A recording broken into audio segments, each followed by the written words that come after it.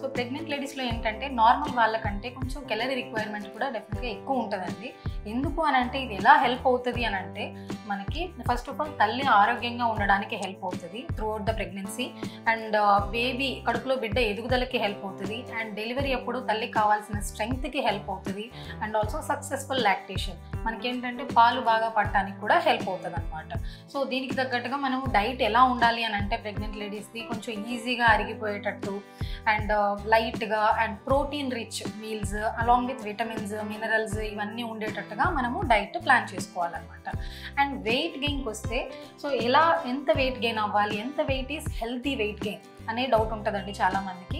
So ఇప్పుడు ఏంటంటే మనము బిఎంఐ ప్రకారంగా క్యాల్కులేట్ చేసి చెప్తాను. సో బిఎంఐ అంటే బాడీ మాస్ ఇండెక్స్ అనమాట. సో ఇది ఎలా క్యాల్కులేట్ చేస్తారంటే weight in KG divided by height in metre square. మనం హైట్ సెంటీమీటర్స్లో కొలుచుకొని దాన్ని మీటర్ స్క్వేర్లే కన్వర్ట్ చేసి వెయిట్ బై హైట్ డివైడ్ చేస్తే మనకు వచ్చే ఇండెక్సే బాడీ మాస్ ఇండెక్స్ అనమాట. సో ఇది నార్మల్గా ఎంత ఉండాలి అని అంటే 18.5 to 24.9 according to WHO. But మనకి ఇండియన్స్కి ఎట్లాగంటే 18.4 to 22.9 ఈజ్ నార్మల్ బిఎంఐ అనమాట. సో ఒక నార్మల్ బిఎంఐ ఉండే pregnant lady up to 11 kgs వరకు వెయిట్ గెయిన్ అవ్వచ్చండి. 11 kgs వరకు వెయిట్ గెయిన్ అనేది హెల్దీ వెయిట్ గెయిన్ వాళ్ళల్లో.